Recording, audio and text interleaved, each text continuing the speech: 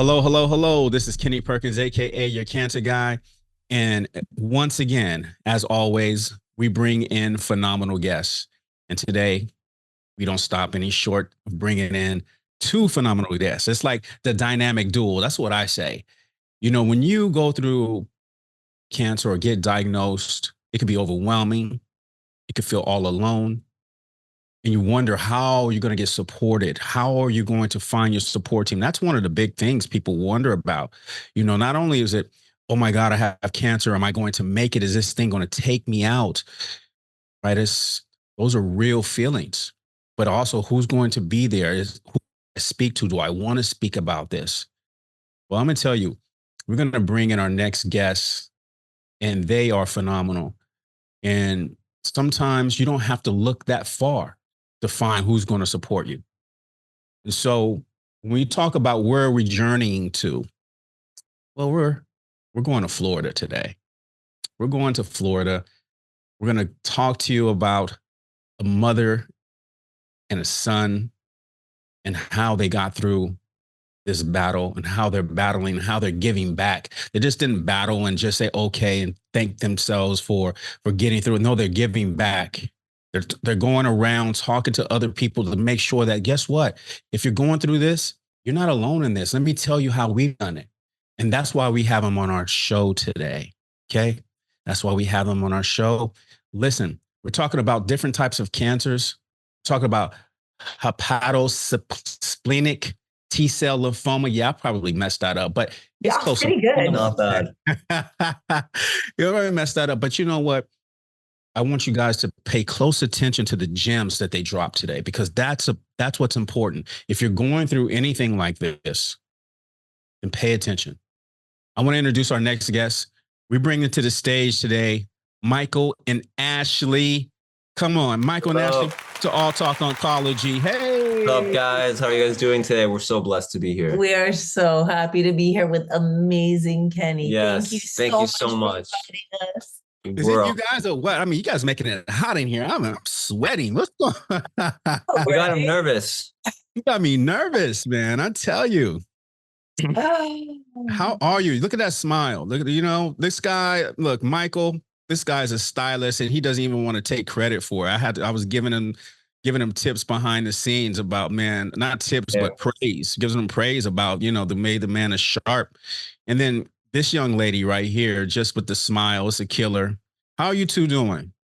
We're doing very fine. We're actually recovering from COVID, but other than that, we're finally feeling better. So this is a blessing that we're here on this podcast today. So happy to be here. Plus, you just called me young. So Kenny, anything for you, Kenny. You get brownie points. You get brownie points. Brownie points. Come on, I'm speaking the truth, man. Don't talk to me. Listen.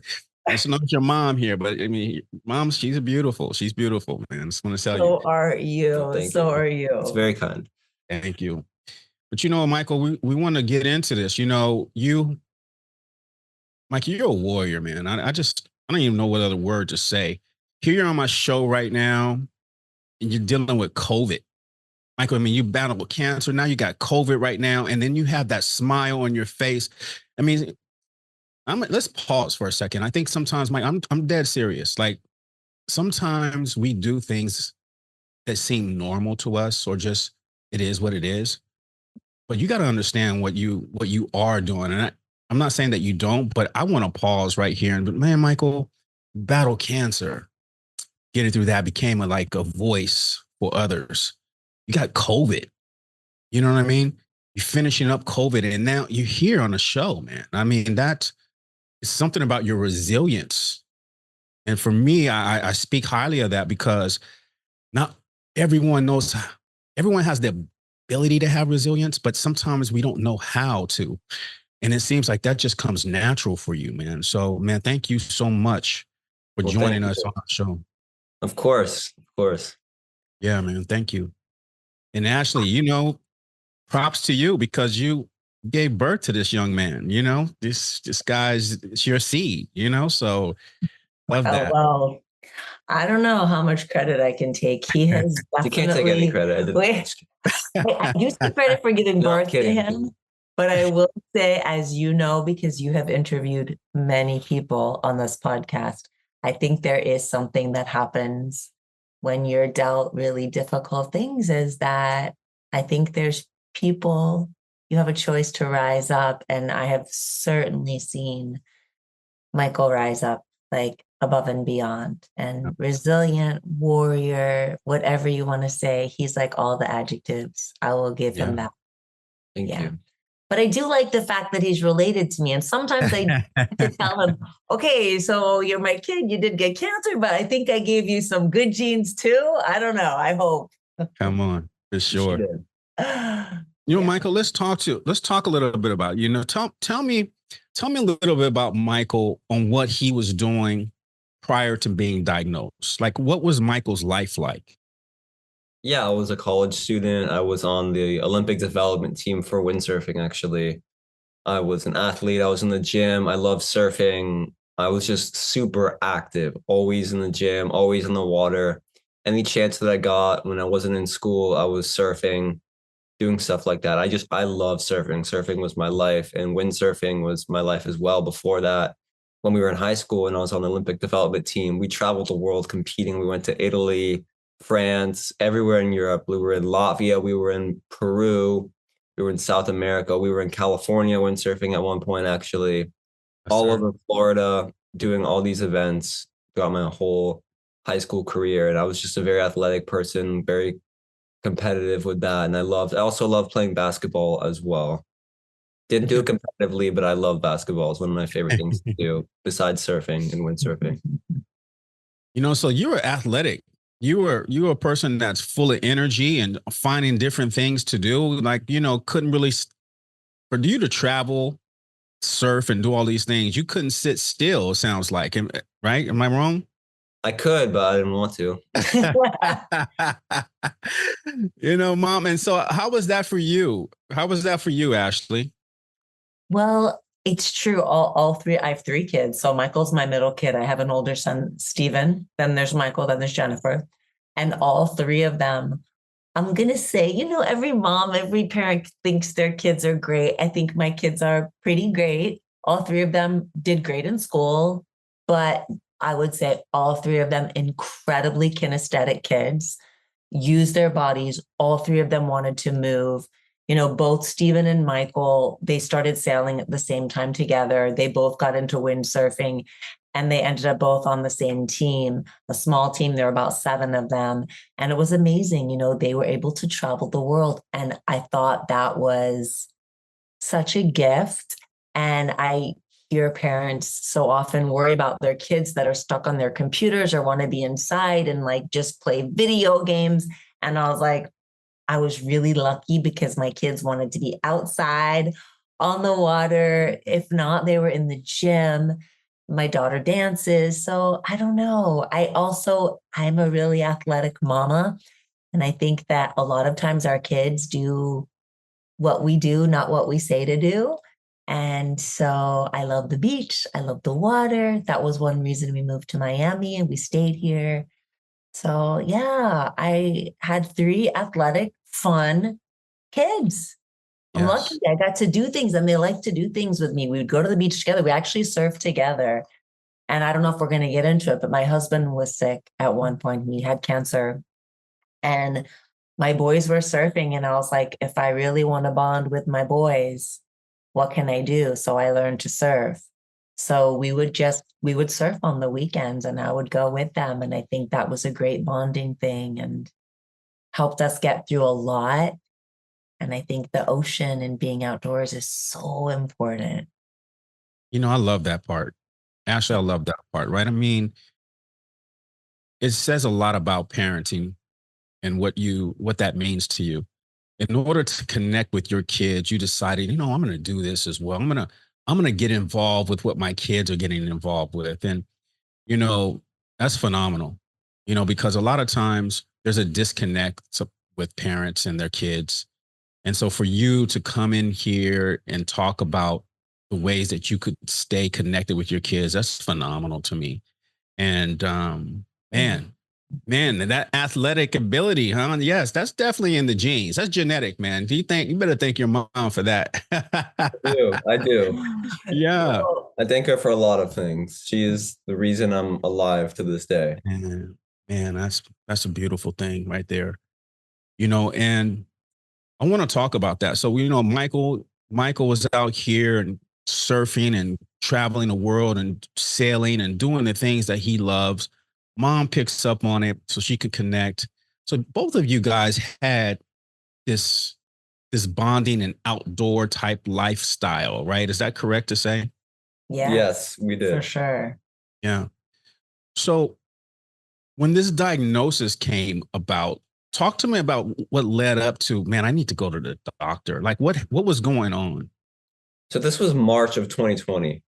And it was when the COVID lockdown started here in Miami. It started nationally, internationally.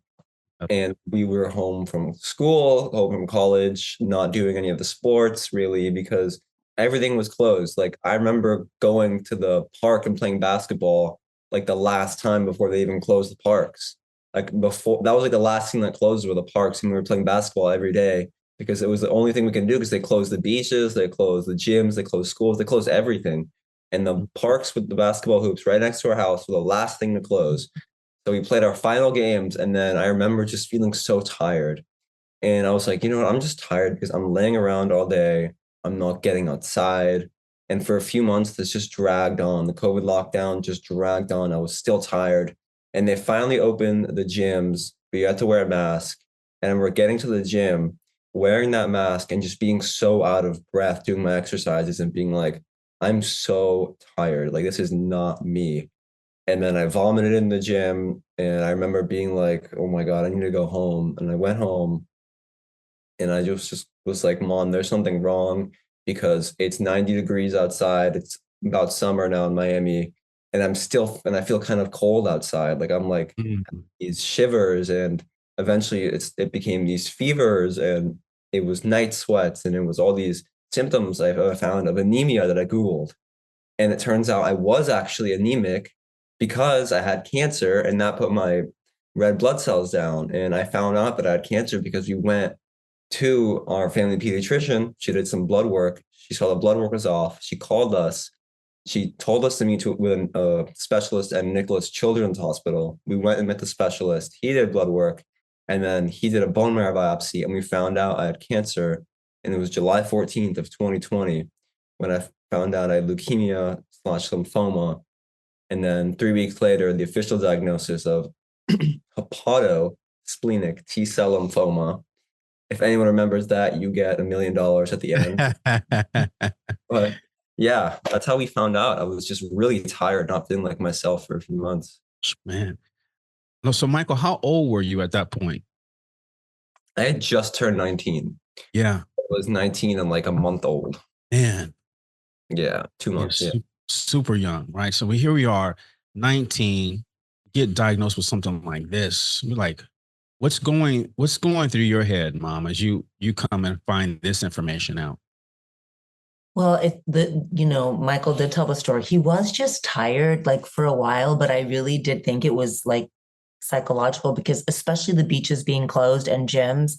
And as I said, my kids were all incredibly kinesthetic. Like we would try to go outside and even going on a walk, like people would be like, go in your home. It was really tough in our neighborhood.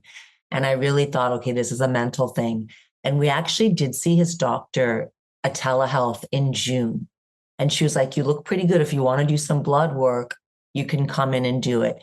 And we were so worried about COVID. And right then, the beaches opened up in North Florida. So Michael and his brother that weekend, they went surfing in North Florida with two other friends. They drove up north, like a 3-hour drive. And when Michael came back, he's like, I feel better. And I was like, that's it. He needs to surf. But then within a few days, that's when the fevers and night hit, sweats hit. So then I was like, oh my God, I think he has COVID. Called the doctor back. She was like, okay, definitely do the blood work. But it's true, as Michael said, like the things that came into my mind were, okay, anemic. And I've told this story before, I'm vegan. And I was like, he's an athlete and he's not getting like the iron, the red meat, because I'm probably not giving him enough. So that was the first thought. And then at that time too, COVID was so different for everyone. There was like the long COVID. So I was like, maybe it's just he's got COVID and it's just like lasting. So when she did the blood test, I was like, test him for COVID. And yeah, it was when she called, he did the blood test on a Friday. She called me Monday. I was teaching. I called her back. She's like, Ashlee, she was a close friend. She'd been his pediatrician from the time he was 2. She's like, Ashlee, I have a really good friend at Nicholas Children's. He's a blood specialist. And she said blood specialist, and it didn't click to me, oncology. It didn't even hit. And she's like, but he's a great guy. He's wonderful, but he does pediatric. And Michael had just turned 19. She's like, let me call him and see if he'll see Michael. If not, I know someone else. And she called me within an hour. She's like, go right now. And even with her sense of urgency, I just thought, well, she's just being cautious because she knows me. So we go. When we talk to him, I don't know where our heads were. I think cancer, even though, backing up, we did go through it with my husband 4 years prior, but it presented so differently. And before my husband, I'd never had cancer in my family. And even in his family, there had never been a blood cancer. So I really didn't know anything about it except what my husband went through. And it was so different than what Michael was going through. So it didn't really sink in. When he did the bone marrow biopsy and the doctor walked in, and literally, like, he did the biopsy, within 30 minutes, he was in the room telling us that Michael had a form of blood cancer.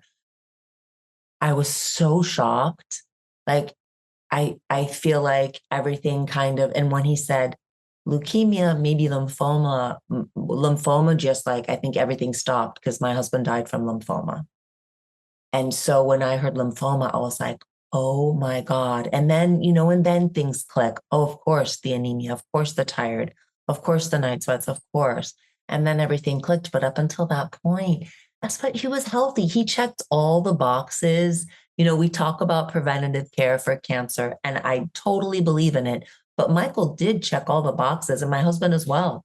Both of them were healthy eaters, exercised, not a lot of sugar, not perfect, but not a lot of sugar in their diet, not drinking sodas, not like the typical American bad diet. Like, they were healthy people, never smoked, didn't even drink.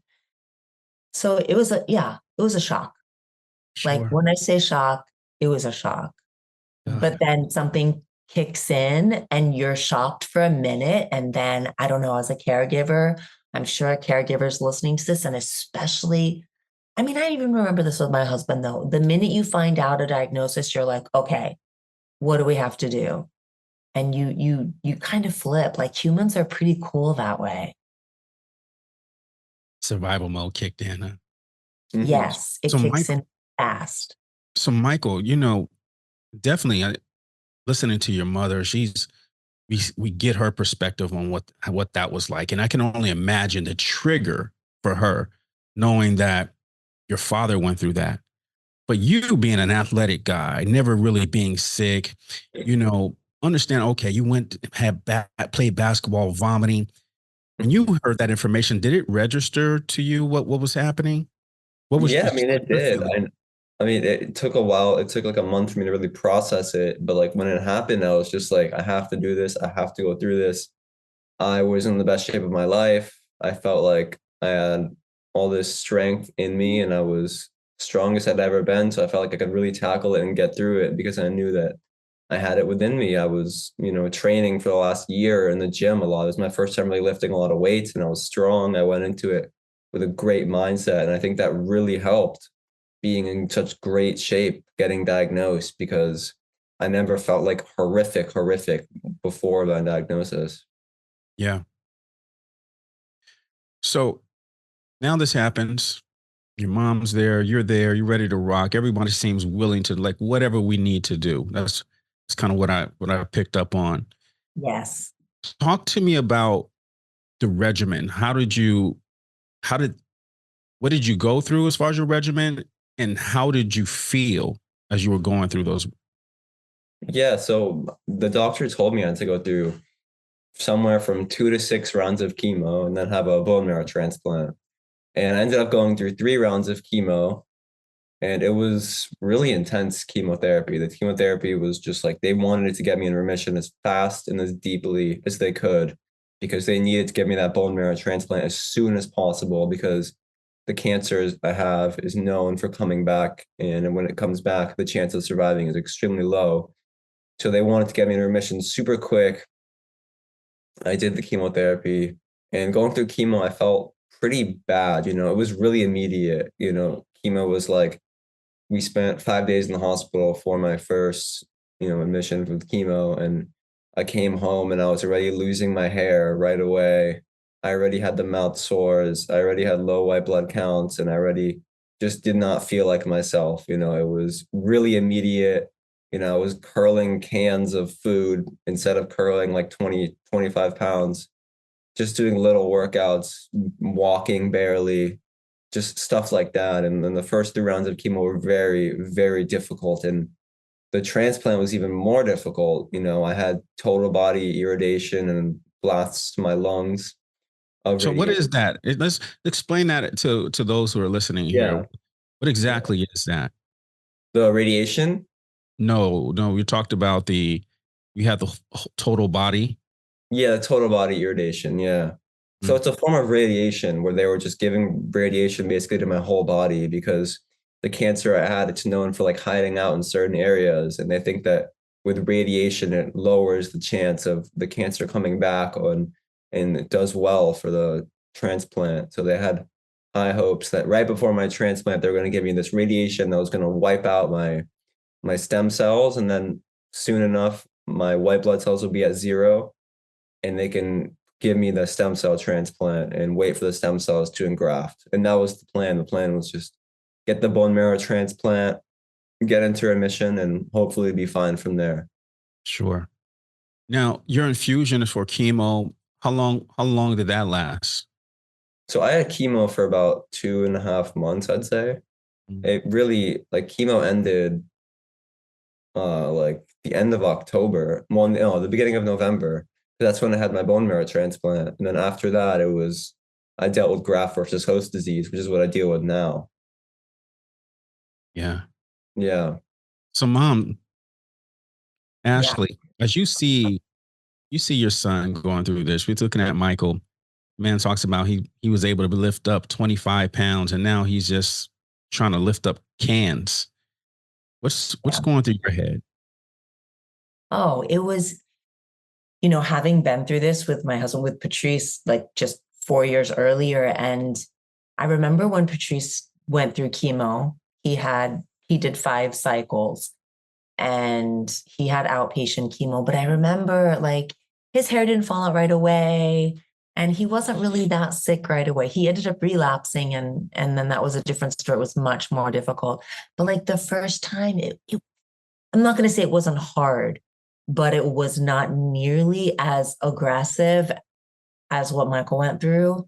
And one thing Michael just didn't mention, just because there's like so many details, we can't get to everything, but hepatosplenic T-cell lymphoma is one of those cancers that it's a really rare one. And there is actually not a protocol. So I know you being in oncology, oncology, every cancer kind of has a protocol, which means these are the chemos you get. You have a roadmap. These are the dates.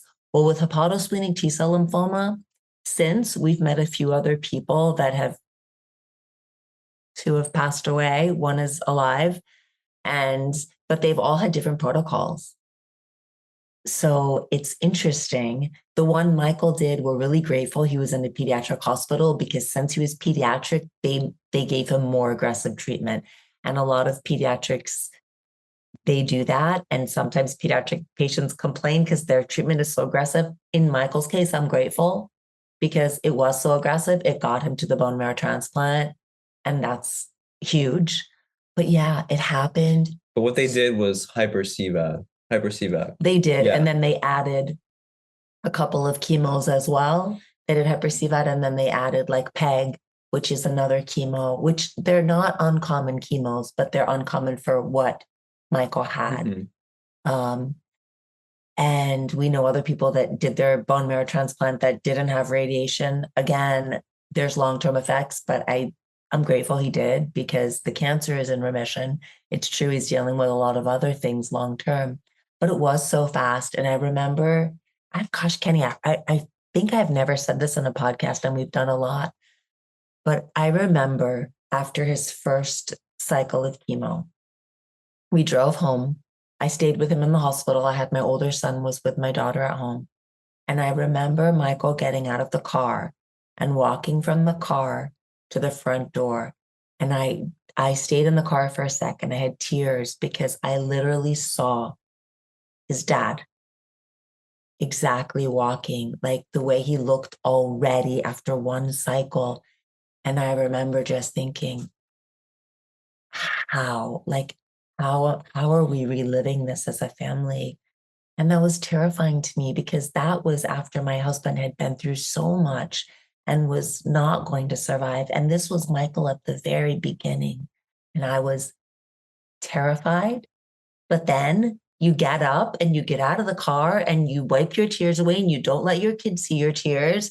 And you're like, okay, yeah, let's go inside. And you can't lift the weights. What can we get in the house? We have water bottles. You can curl those. We have some cans of, garbanzo beans. Let's get those in your hands. And that's what we did. And I don't know, having each other helped for sure. And I think having been through this with my husband, I think it did in a way prepare us. And I think it did give us a different strength and a different perspective, because there was almost that thing of, okay, we're going to do it for my husband. I think Michael, I've heard him say this before. I don't want to put words in your mouth, but I've heard him say that before. I want to do it for my dad. And there is something, again, in our nature that when we have something that we feel we can fight for, I think we're stronger. And having each other, having his siblings next to him, that was the gift of COVID, is that we were all together in our home. And I think that was a beautiful thing. 100%. Yeah.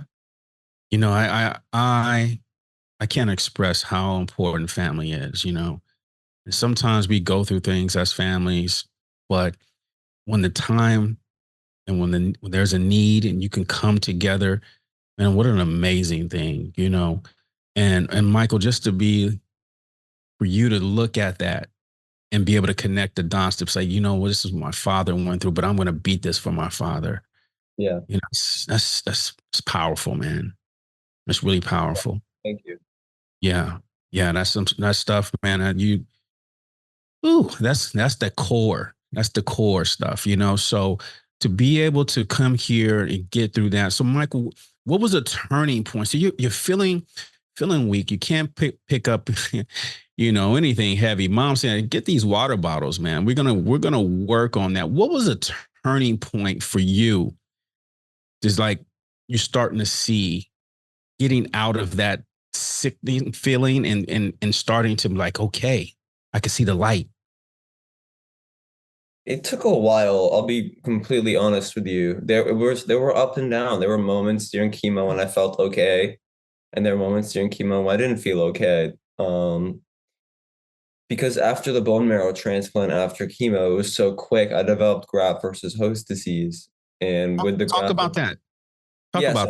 Graft versus host disease, a complication after the bone marrow transplant. When the donor stem cells kind of start fighting your body, it kind of works like an autoimmune disease, and it's just like attacking me. It needs to be calmed down. And there was a point, it was around February of 2021, when I was loaded up on steroids because of it. And I finally got like my energy back because of the steroids and all this. So I was lifting weights again and getting a lot stronger. But at the same time, the steroids were destroying my body, because that's what they do. They destroyed my joints and they left me weaker. But when I was on them, I felt very good. I felt very strong. And I thought I was going to be back to normal and just get off the steroids. But then the GVHD got even worse. And we were in the hospital for like 5 months with near liver failure and ascites and a drain in my liver and all these complications. And it wasn't until the end of 2022 when 2 years after the transplant, that I really started feeling better. It took 2 years of dealing with GVHD to really start feeling better again. It was a long recovery, and I'm still dealing with GVHD to this day. Man, Michael, that's something else, man. I mean, you talking 2 years, and ups and downs and not necessarily feeling that you're your best, you know, this is a mindset question, really. Basically, you know, during those ups and downs, at your lowest point, talk to me about some of the things that was going through your head. Well, there was a lot of low points. Yeah, yeah. Talk to me. At certain low points, there were points when I wanted to give up and not wanted to do it anymore. But there were also points where I had people around me, like my mom, lift me up, and I found that, I knew I was going to get better because it just had to happen, and I had faith in my doctors and my friends and my family, and the nurses always lifted me up. And there were points when it was horrible, and it seemed like I was never going to get better. But then there was a turning point where I finally got better, and getting out of that, getting from that point, that extremely low point, to feeling better. I just was so happy because I knew I was getting out of that place, and that wasn't going to get back there because I was on a new medication that was really, really helping. Mm. It was hard at those low points, but we found ways together to keep going, and to find purpose in all this struggle. And that's when we were making up raps in the hospital, and doing little things, and building Legos together in the hospital, and watching movies when I was sick and had a drain in my liver, and when my was basically dying and I didn't really know. And we were just find little things each day that would make us smile. And that's what we did at the extremely low points.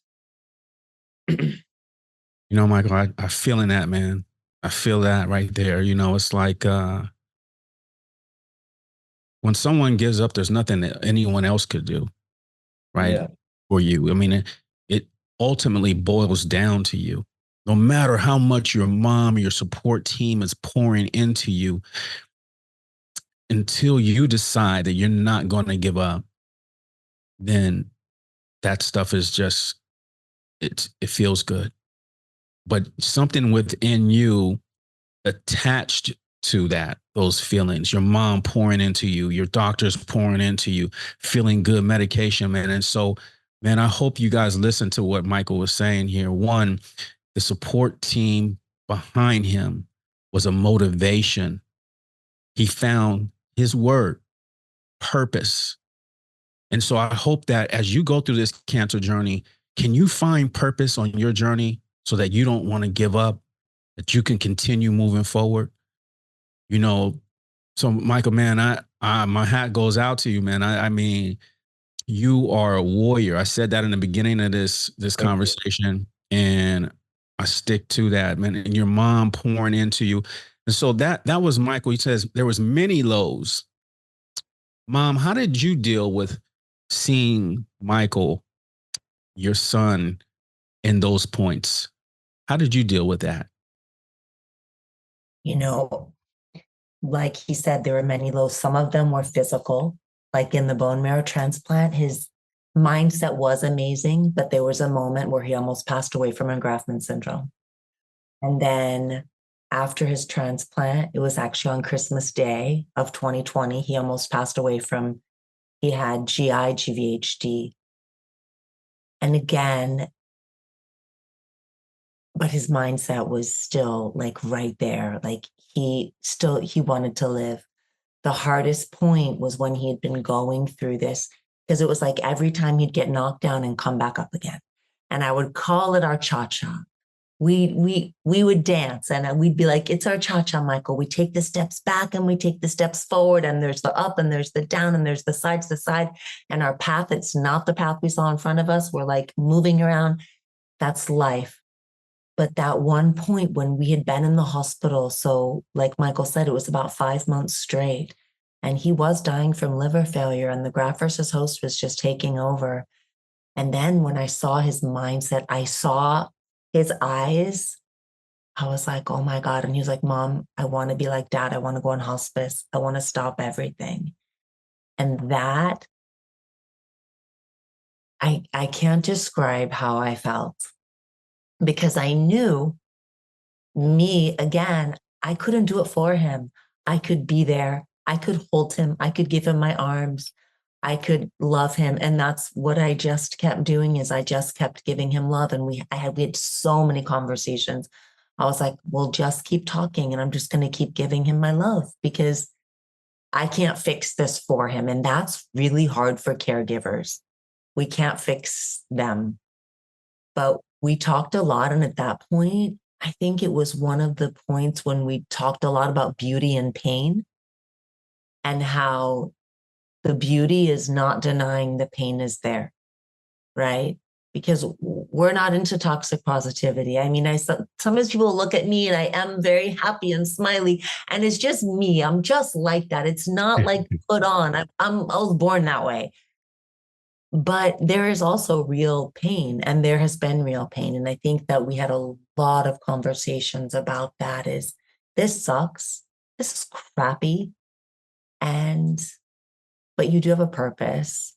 And then when he was so low, I knew it had to be himself. I had my hands there. I was there. I had my arms under him and around him, but he had to make the choice to lift himself up. And I'm like grateful that he did. And I cannot take credit. I can take credit for always being there and loving him. But when it comes down to it, it was him. I had posters all the time up, like, you can't control what happens to you. You can only control how you can react. Help someone else is the best way to help yourself. I have all this motivational stuff, but it still had to come from Michael. And so I did a lot of like my spiritual, I had to accept as well that maybe, I think there was at one point I was like, I have to accept that maybe he's not going to make it. And there was a point that we both had like acceptance of that. And that's kind of when things turned around as well. And I don't want to tell people accept that you might die, or No. it's so hard. And mindset is everything. And so sometimes when you say acceptance, people are like, no, you have to, fight it. But then there's also when you fight your body, that's also not what your body needs. Your body needs love. And so I think there was a point of acceptance and then loving his body and loving his messed up liver and loving this messed up story. And like, okay, maybe it wasn't going to end the way we wanted it to, but maybe there was a bigger purpose. But in fact, there is a bigger purpose and we're still living it today, which is, I'm so grateful for that because we have been able to take this and advocate and share and connect with people. And that has been huge, huge. Man, I tell you, that got me emotional. It's just like, but that's the realness. That's the gems are in the vulnerability, And so, Michael, I'm glad you were able to tell us those dark points in your life. Yeah. Share them. Hey, man, I want to go in hospice, man. This is not. No, I can't. And then you somehow, it's amazing. It's amazing how the body, how people, how love, really love can transform everything that we do. Look at that. Love you. I love that. Love that shirt. It's amazing how that transforms you. And then Michael coming out of that dark, finding that turning point, and then just being like, man, we're going to do this. Amazing, amazing. So talk to me now at this point. So now there's a turning point. You're doing amazing, right? When treatment ends, how does that come to fruition? The whole thing, like if finally, okay, I'm getting better. We're done. Talk to me about what came about to that point. The treatment never ended. It's still not done. I'm still taking immunosuppressants. I'm still doing treatment to this day. I have treatment this week. Okay. But it came to a point where I knew I was going to survive, and I haven't been admitted to the hospital for graft versus host disease in over 2 years. So that point was when I got out of the hospital, and that point after I was really depressed. And when I finally got better mentally, I became stable, and we weren't getting admitted to the hospital every week. We were at home every single night, and we were going to the hospital twice a week, but it wasn't for a long time. We were just going and then coming home. And now we do that. Like I have physical therapy and I have treatment and I have doctor's appointments like 2 or 3 times a week, but we're always here at the end of the day. We always come home at the end of the day.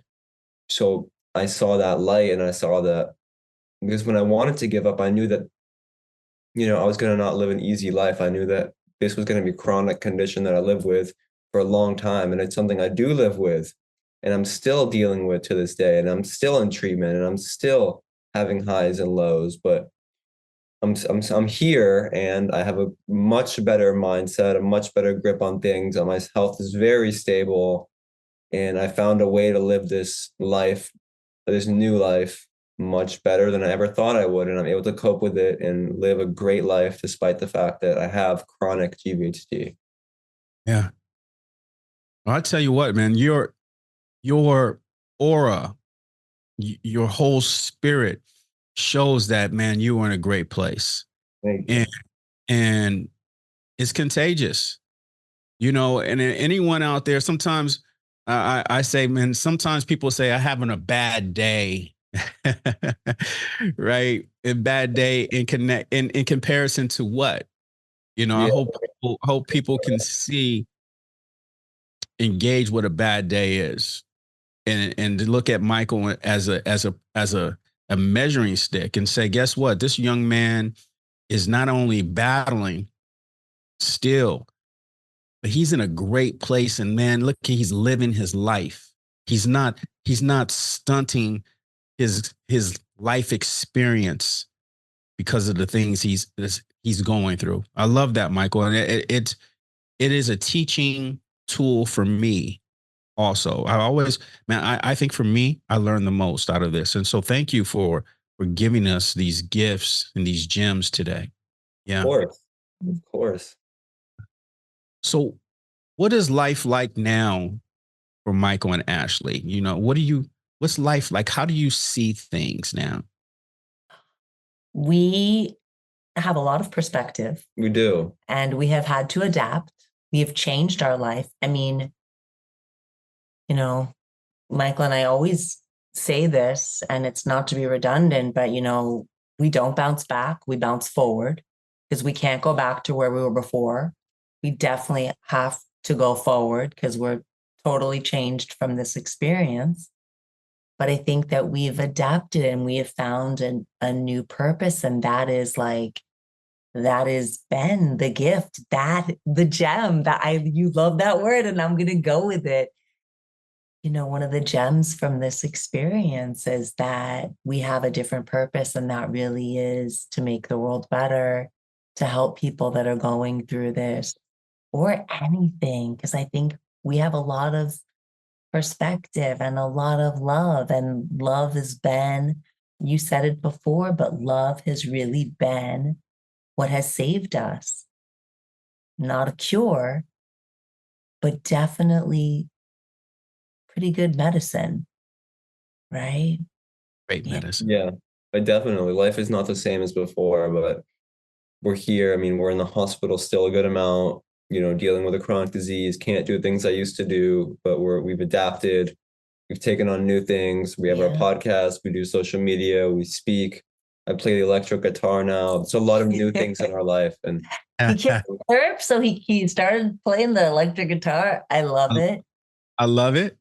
It's I true. love it. We speak together, and that's been amazing. And social media has been amazing, and our podcast has been amazing. I think that we just do what we can to give back. And I keep saying, what you give out comes back to you. exactly. And we've received so much love. We've received so much love, so much love, so much support. And I think we're just giving it right back, like putting it back in the universe. And that medicine is so contagious. And I Yeah. love that love. And to me, I always tell people, when you're not feeling your best, go out and give. Yes, Yeah. that is what I say. That's kind of where our podcast started. Because I was like, and that was when Michael was sick, really sick. And I was like, you know what? The best way to help yourself is to help someone else. Let's start this. And even if 4 people listen to it, even if 2 people listen to it, that's amazing. That's all we need. Yesterday we spoke, and we saw people in the audience crying. I'm like, okay, Michael, we touched lives, and That's our purpose. I love that you say that, Kenny, because that is my motto as well. If you are lost, you don't know what to do, help someone else. Yes. That's beautiful. Beautiful principle, It 100%. is. It is. If everyone lived that way. Right? But I believe people are good. And I just think people are different places on their journey. That's really what it is, Ashley. Yeah. It is, Ashley. You find people in different spots in their journey, and sometimes your upbringing has a lot to do with how you process things. They always say that saying, the apple doesn't fall far from the tree, Mhm. but that doesn't necessarily mean that you can't learn new things or new ways. And so I really appreciate you two.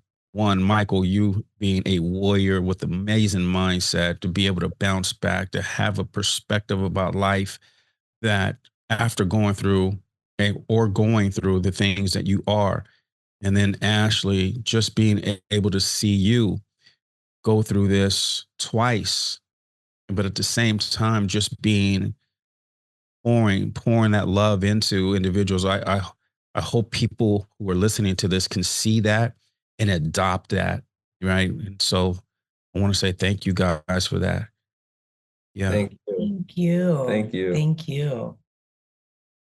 So with the new purpose and the new goals and the speaking, you know, looking back to where what life was like prior to this, as compared to what life is like now, how do you see the difference?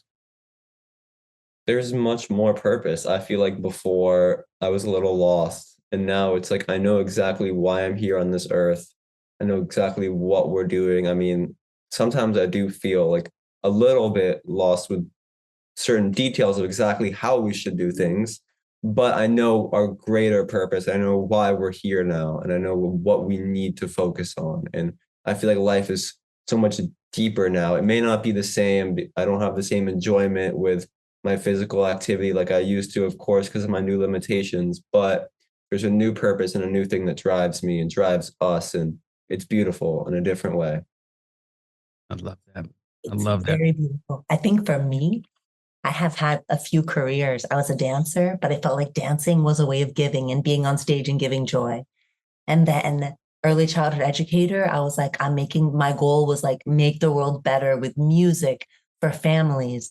And then now it's like, I feel like for me, it's just been an evolution. And now it's like still that purpose of just, I always want to make the world better. And now it's changed a little bit. And now it's more focused in the cancer community and the rare disease community and caregivers. I feel what caregivers go through, and I feel such a bond with them. And I think that, if we can help people on this journey, then and make it a little easier for them by sharing our perspective and our experience, then I'm so happy I lived. Like, that's why I'm here. So I Yeah. think that all of us need some kind of like why we're here. And I'm blessed because I have a really big why I'm here. If I can make it a little better for anyone, I'm good. Yes, Yeah. man. So Ashley, I'm gonna ask this question for all the caregivers that are listening in. I mean, this is to you. How does Ashley keep her cup full and not running out? Right? Because caregiving can take its toll on you. And sometimes you can feel guilty because you're not you're not doing the things that maybe you once did. How do you keep your cup full and find joy in what you're doing? That is the hardest question. And I have been asked this. And I think that it changes. I think that the things that kept my cup full before, when you're a caregiver, I think it has to change. Maybe now it's just a little moment of peace, a moment of breathing. like making up a rap video with Michael that will like fill up my cup. And just because it's like, you know, joyful and fun, and going to the beach will fill up my cup. You know, I like to run. Going on my run will fill up my cup. Sometimes though, in the hospital, there wasn't that. And so I think that for caregivers, I think it's frustrating because people will say, go get a massage or go to the spa or go do this or go take care of yourself. And sometimes I think caregivers just like close off because they're like, I don't have time to do that. But I think every caregiver does have time to like take a shower. So maybe filling up your cup that day is just 30 seconds in the shower. And that's good. And that's good. That's enough. Maybe that can get you through that day. So I think we also have to adapt. Sometimes it's just closing your eyes and taking a breath. It's a meditation when you go to sleep at night. I do that every single night. I've been doing it for a long time. Never gave that up. So I think it does. You have to adapt. And it might not be going to the spa. I see my friends go on vacation. We don't have a vacation from a chronic illness, but we have so many pockets of peace and pockets of happiness. And I think that that's beautiful. So I think you really learn to appreciate the small things, and those can become the really big things. Powerful. Yeah. And I hope you really heard what Ashlee just said. There's two things she said that really stick out.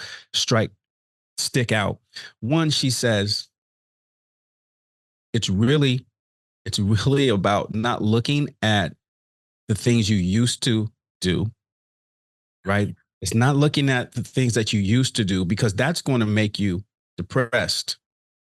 It's about your perspective. It's about being able to see the things that you can do now and being able to make that adjustment. If you harp on, I used to do that and I can't, or I used to do that and I can't, you're in trouble. You got it, Kenny. You have to change your perspective and look at the things that you can do now and find joy. And did you hear what she said? The joy came from making a rap song. The joy came from doing 30 seconds in the shower. Look at the things that you can do and find the joy in that. Thank you, Ashlee, for bringing those things out. Thank you. But you got it. Yes, you got it. I just listened. That's all I did. I just listened. You guys, man, thank you. One, thank you guys so much. I say that from the bottom of my heart. Thank you so much for coming on here, All Talk Oncology, and giving us your perspective, giving us your journey, sharing your resilience, sharing your vulnerability with us. Because as you know, going through something like this can be overwhelming. It can be, you can lose your joy, you can lose hope. And you guys have done the complete opposite. And you're pouring into individuals. And so I want to say thank you guys so much for joining us here on All Talk Oncology.